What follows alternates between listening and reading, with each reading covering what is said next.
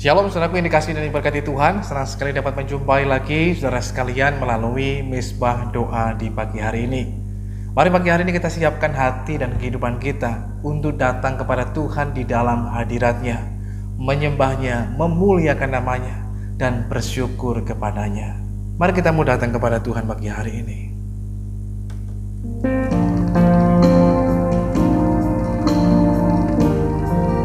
Sebab sungguh besar Tuhan kasih-Mu atas kami. Sungguh besar anugerah-Mu dalam hidup kami. Oleh karya pengorbanan-Mu, karya keselamatan-Mu bagi setiap kami Tuhan. Terima kasih Tuhan Yesus. Kemanakah aku dapat pergi menjauhi Roh-Mu yang suci, Kau sahabat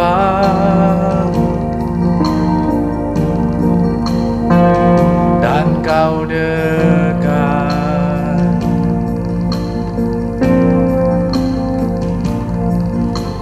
Bahkan seluruh pengabdianku tak bisa membalas kesetiaan-Mu, sungguh mulia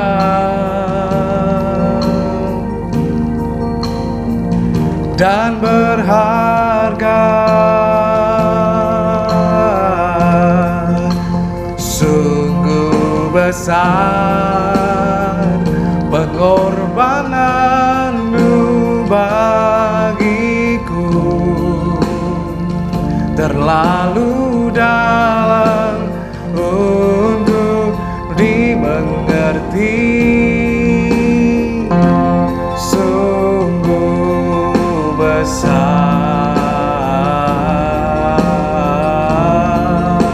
sungguh indah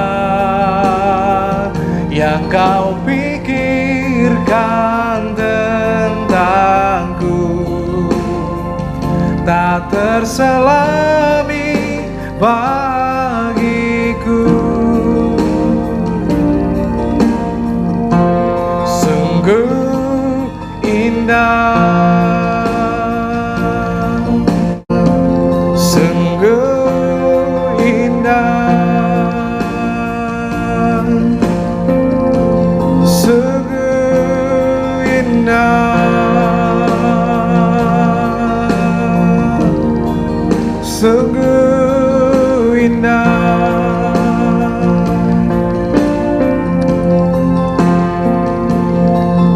Sungguh indah kasih-Mu Tuhan, sungguh indah rencana-Mu Tuhan. Kami bersyukur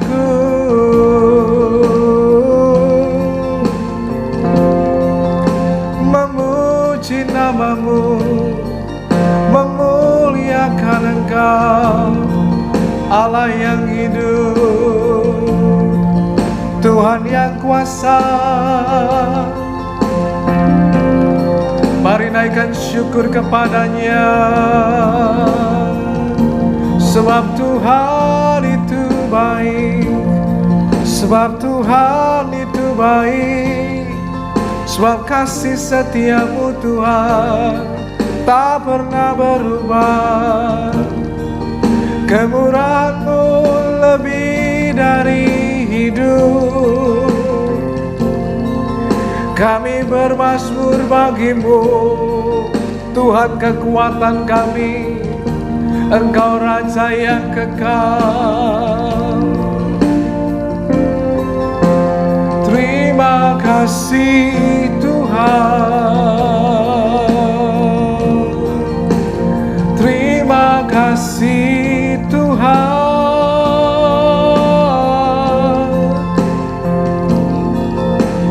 Sungguh kami bersyukur,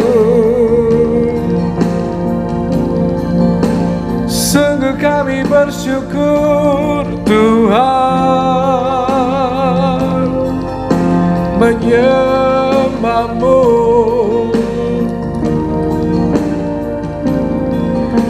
memuliakan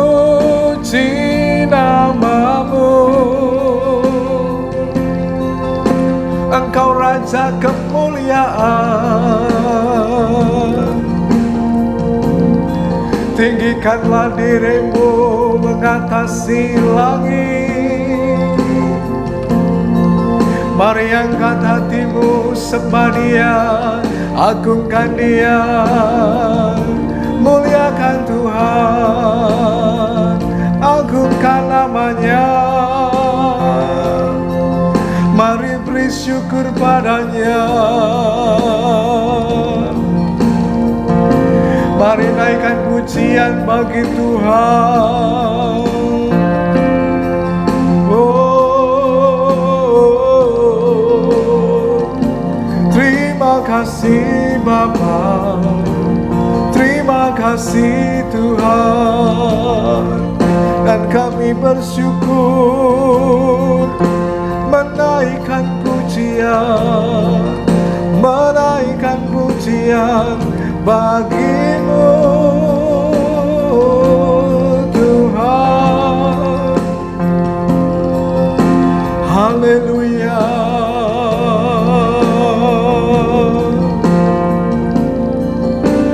Terima kasih Tuhan.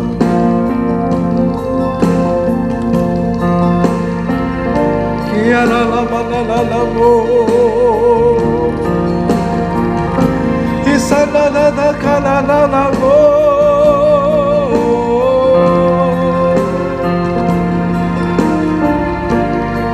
Kiara patakana nalama lama lama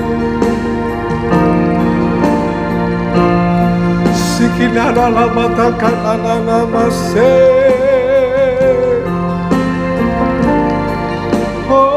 Patakana-namo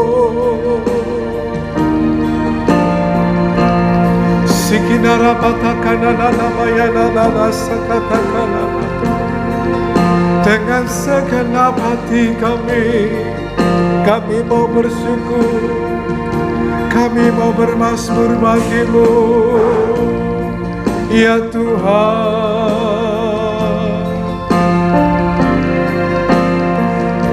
Haleluya. Terima kasih.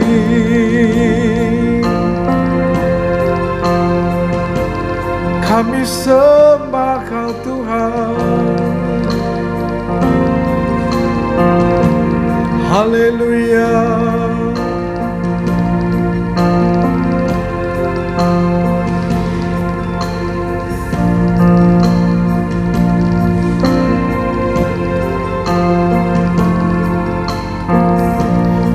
Bapakku datang menyembahmu di sini. Ku percaya Kau ada bagiku.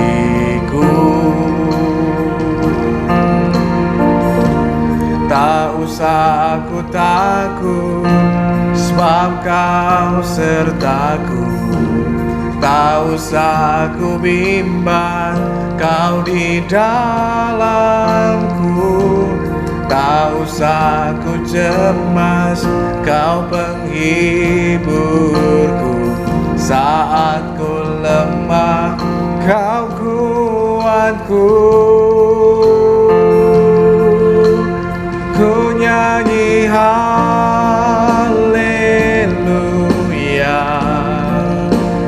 ku nyanyi haleluya.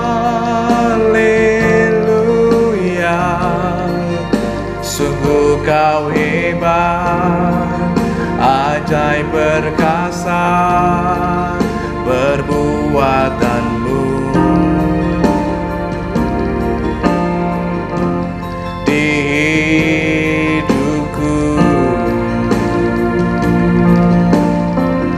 Katakan Bapakku datang, Bapakku datang menyembahmu di sini. Ku percaya Kau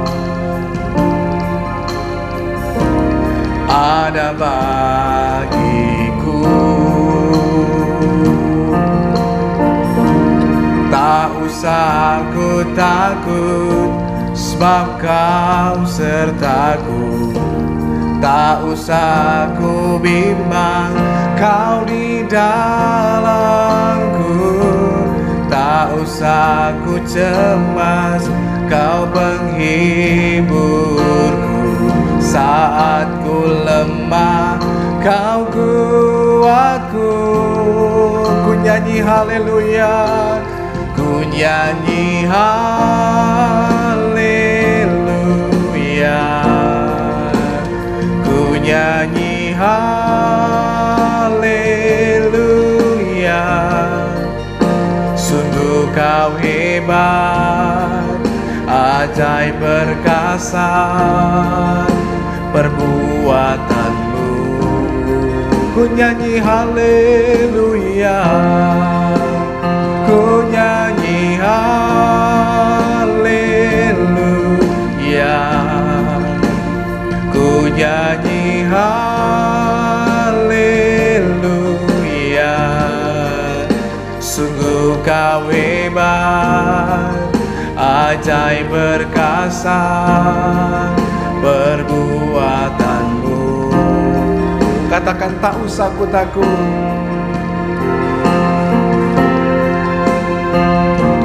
tak usah ku takut, sebab Kau sertaku.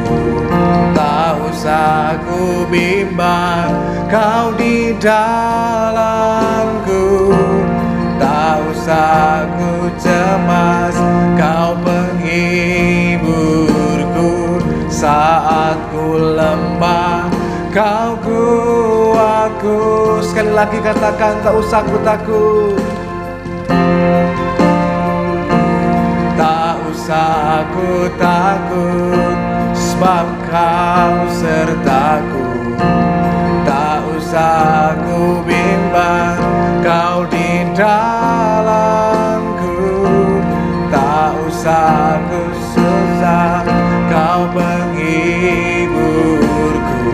Saat ku lemah, Kau kuatku. Ku nyanyi haleluya,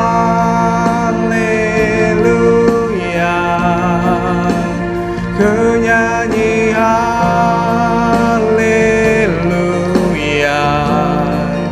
Sungguh Kau hebat, ajaib perkasa perbuatanmu.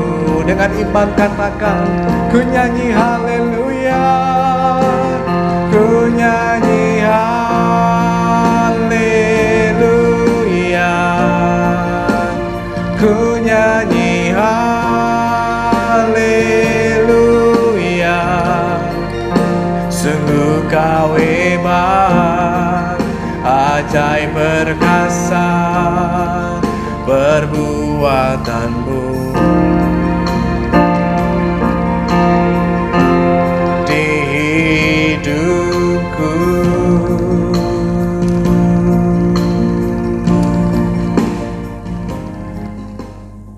saudaraku yang dikasihi dan diberkati Tuhan, pagi hari ini kita membaca lagi satu pembacaan dalam Amsal pasal yang ke-12 ayat yang ke-6.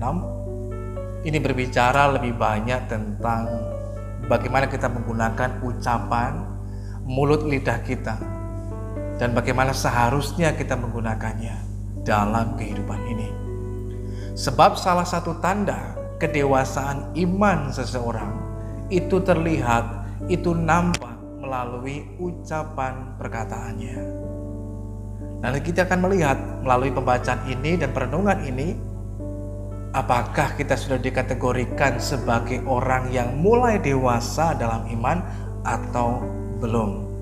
Mari kita melihat pembacaan kita.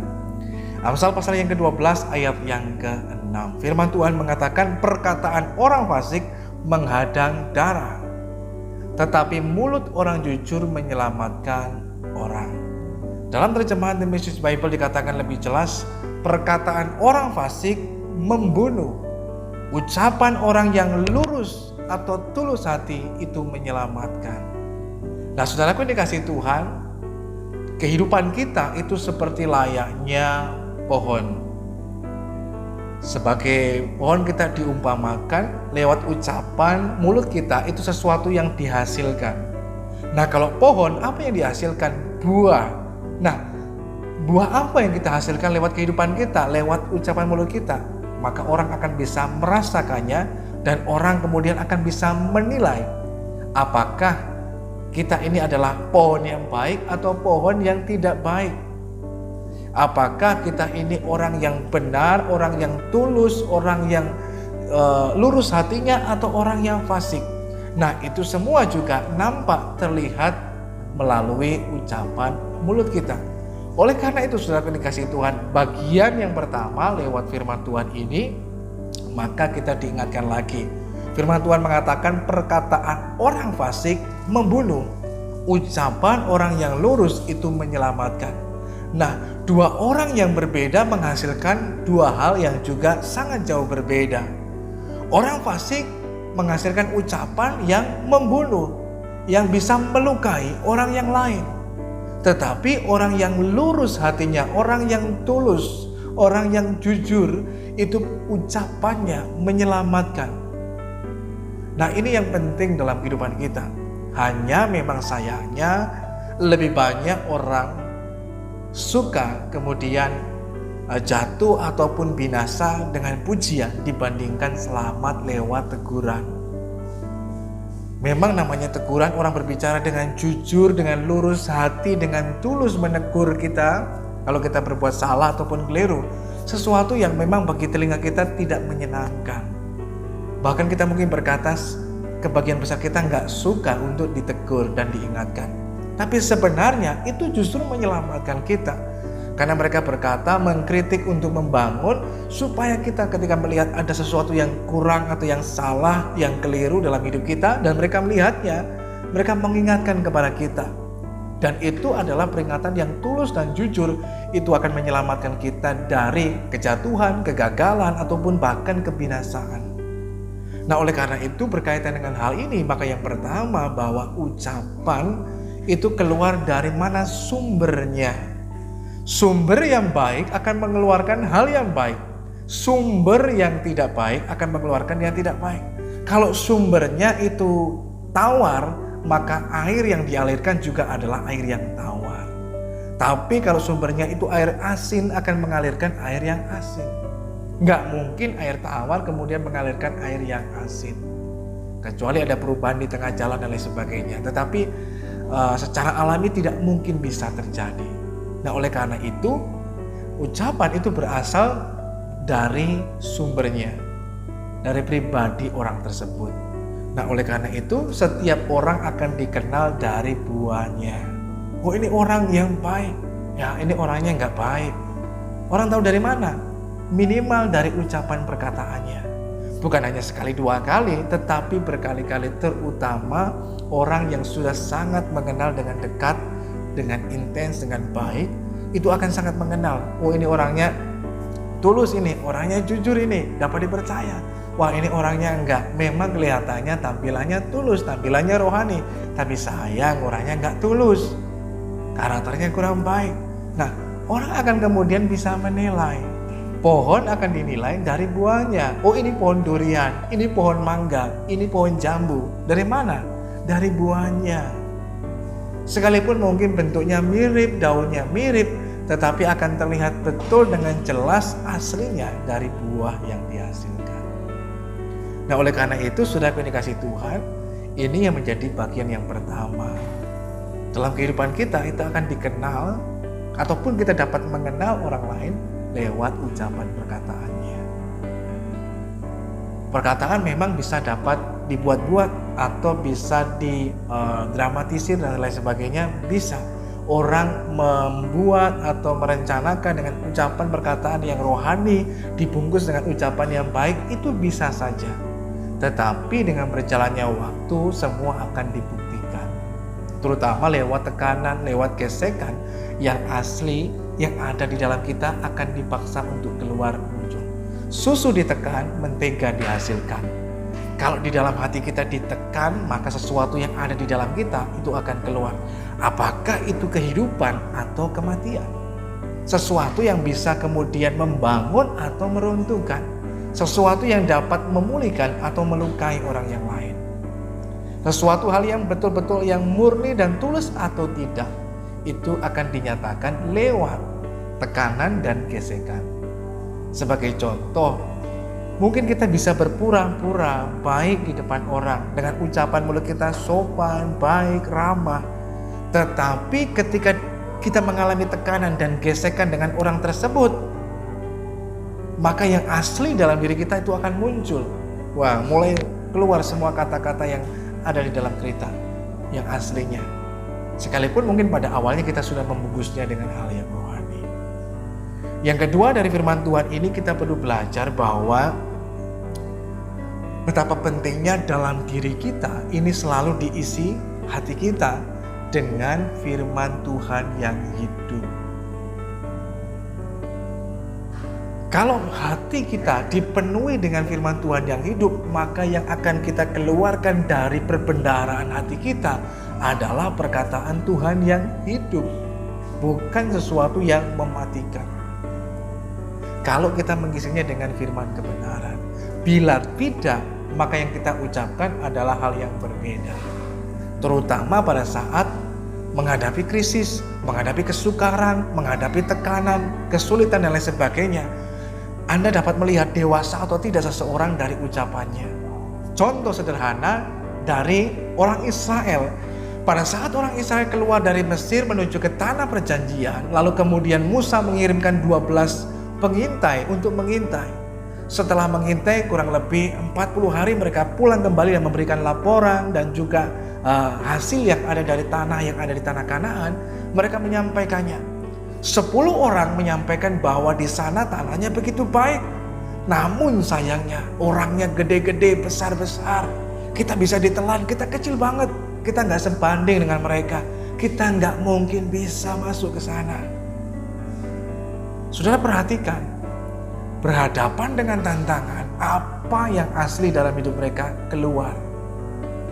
Ucapan yang pesimis, yang bukan hanya melemahkan diri mereka, tapi juga orang Israel, tapi juga membuat apa? Membusukkan dengan perkataan yang gak baik.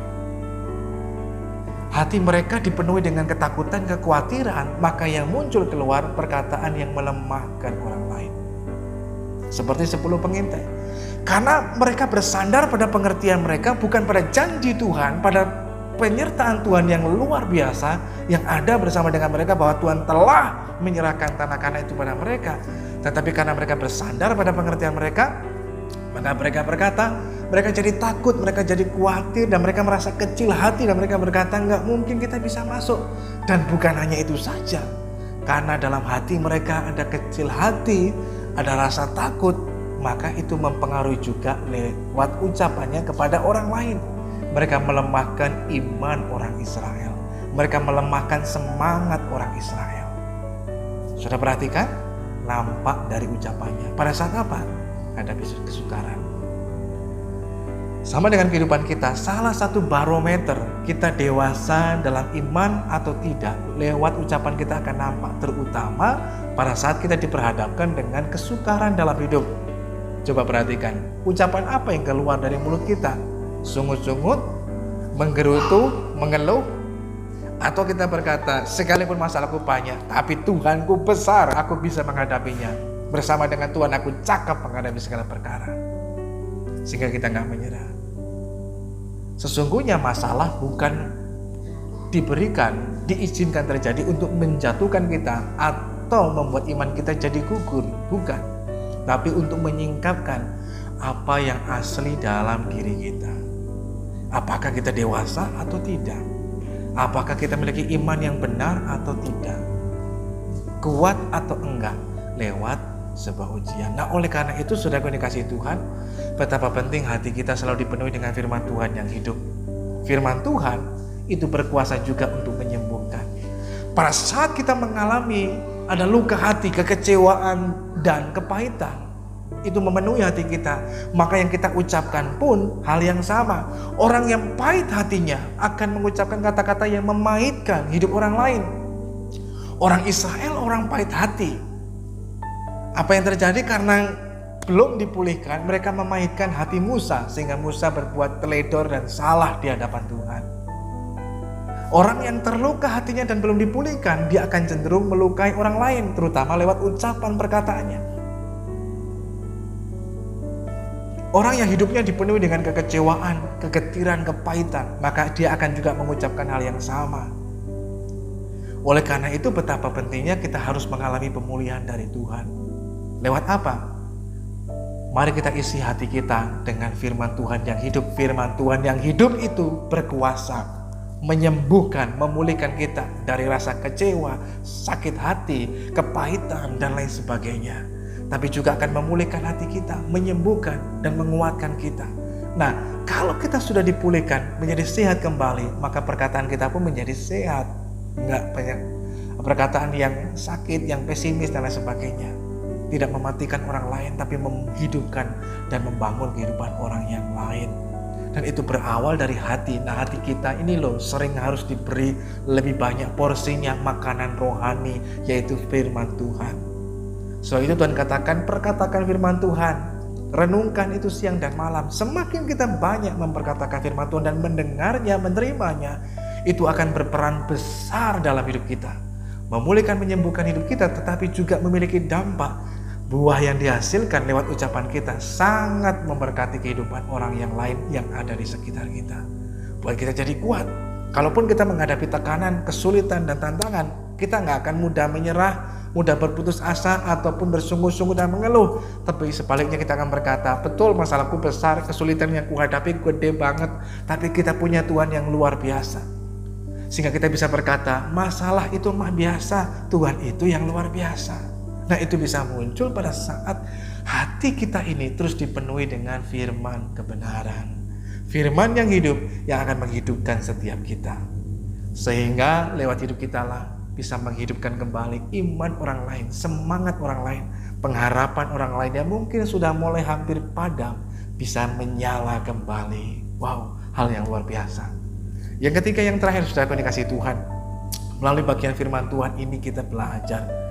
Mari pergunakan mulut lidah kita ini dengan bijak, supaya jadi berkat, terlebih nama Tuhan senantiasa dipermuliakan.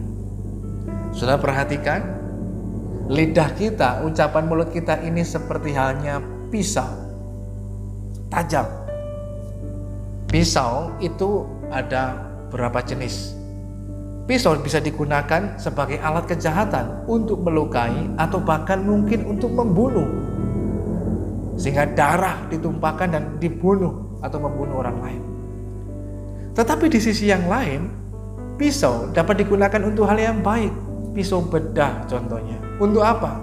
Digunakan pada proses pembedahan untuk memisahkan mungkin dari sel kanker, dari tumor dan lain sebagainya. Sehingga gunanya untuk memulihkan bahkan menyembuhkan. Nah, lidah kita, ucapan mulut kita itu sama seperti halnya saya gambarkan, analogikan sebagai sebuah pisau. Tergantung kita menjadi seperti apa. Apakah pisau yang bisa melukai dan membunuh orang lain, atau seperti pisau bedah yang dapat berfungsi untuk menyembuhkan dan memulihkan kehidupan orang yang lain. Tergantung bagaimana kita menggunakannya. Mulut lidah kita ini netral, tergantung bagaimana kita menggunakannya. Mari belajarlah menggunakannya dengan bijak. Sebab ucapan mulut ini terdengar sederhana, tapi dampaknya luar biasa. Luar biasa bisa memulihkan, tapi luar biasa juga bisa menjatuhkan. Orang bisa membuat sebuah kekacauan hanya lewat ucapan. Pertengkaran bisa terjadi lewat ucapan. Pertengkaran dalam keluarga terjadi bisa karena ucapan. Pertengkaran antar tetangga bisa terjadi karena apa? Ucapan. Bahkan pertengkaran atau keributan antar suku, antar bangsa, antar daerah, semua bisa terjadi karena apa? Karena ucapan. Ucapan orang tersinggung bisa sakit hati dan melukai. Sudah perhatikan, lewat ucapan bisa melukai, membuat orang sakit hati, membuat orang tersinggung, membuat orang menjadi patah semangat, menjadi orang kemudian menjadi minder dan lain sebagainya. Hati-hati dengan ucapan kita. Sebab itu gunakanlah sebagai sesuatu hal yang dapat memberkati.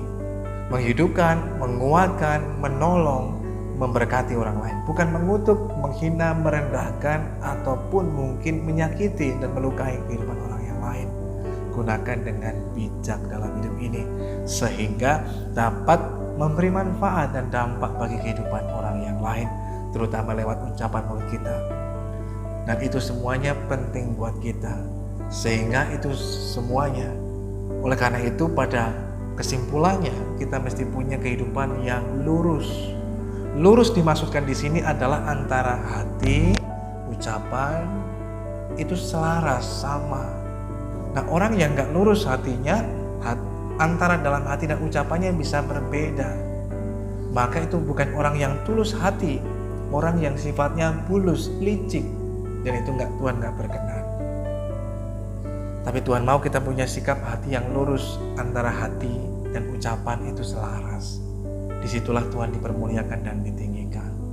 Mari hasilkan buah yang baik, sehingga lewat hidup kita lah Tuhan dipermuliakan senantiasa. Puji Tuhan, mari kita mau datang kepada Tuhan di dalam doa. Saudara dikasih Tuhan, saudara juga bisa mengirimkan pokok-pokok doa saudara melalui nomor WA yang tertera di bawah ini. Saudara bisa mengirimkan pokok-pokok doa saudara supaya kami juga bisa mendoakan setiap misbah doa pagi di setiap pagi. Dan kiranya kita semuanya boleh diberkati melalui tayangan ini. Mari kita mau datang kepada Tuhan di dalam doa.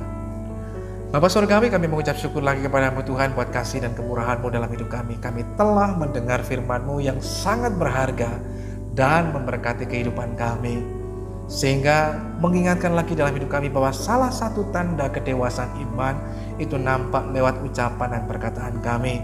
Oleh karena itu Tuhan, biar kiranya kami terus mengisi hati sebagai perbendaharaan dengan firman Tuhan yang hidup, sehingga kalaupun ada kekecewaan, sakit hati, ataupun kepahitan dan hal yang lainnya yang kotor, yang tidak baik dalam hati kami disingkirkan, sehingga hati kami penuh dengan firman yang hidup, dan itulah yang kami pancarkan dalam hidup kami, sehingga hidup kami menjadi berkat lewat ucapan kami, bukan mematikan tapi menghidupkan, bukan menjatuhkan tetapi bisa mengangkat dan memuliakan nama Tuhan, bukan mengutuk tetapi memberkati. Terima kasih Tuhan yang baik. Roh Kudus kiranya memberikan hikmat dan menuntun kami untuk kami dapat menggunakan ucapan mulut kami sesuai dengan kehendak Tuhan. Pagi hari ini kami berdoa buat setiap kami yang mengikuti doa pagi ini Tuhan, dimanapun saudara berada. Hamba berdoa kiranya Tuhan boleh memberkati saudara sekalian. Kesehatan saudara diberkati Tuhan, baik dalam rumah tangga, usaha pekerjaan, dalam hal segala macam apapun. Berkat Tuhan senantiasa ada menyertai dan memberkati kehidupan saudara sekalian. Bahkan kami berdoa pagi hari ini Tuhan, kalau ada di antara kami yang mungkin sedang mengalami masalah dengan kesehatan, yang mungkin sedang mengalami pergumulan dalam hidup ini, kami menyerahkan dalam tangan Tuhan. Kiranya Tuhan menyatakan kemurahan-Mu atas kami semuanya, sehingga kami dapat melihat campur tangan Tuhan, pertolongan Tuhan yang indah dan nyata pada waktunya. Demikian juga kami berdoa memberkati buat bangsa dan negara kami. Biar kasih dan anugerah-Mu, belas kasihan-Mu dan kemuliaan-Mu Tuhan Engkau nyatakan buat bangsa ini. Terutama ketika saat ini sedang menghadapi situasi karena pandemi COVID yang belum berakhir. Kami terus bermohon kepada Tuhan memberkati pemerintahan bangsa kami, pusat sampai di daerah, presiden, wakil presiden, para menteri, bahkan semua jajaran yang ada. Berkati mereka semuanya, terutama dalam menangani akan hal ini, supaya dapat berjalan dengan baik, tentu dengan pertolongan dan penyertaan Tuhan. Segala upaya dan tindakan yang sedang dikerjakan oleh pemerintah membuahkan hasil yang begitu baik, sehingga mata rantai penyebaran dari COVID ini dapat diputuskan, dan kami boleh melihat bahwa negeri ini boleh mengalami pertolongan dan campur tangan Tuhan yang hidup.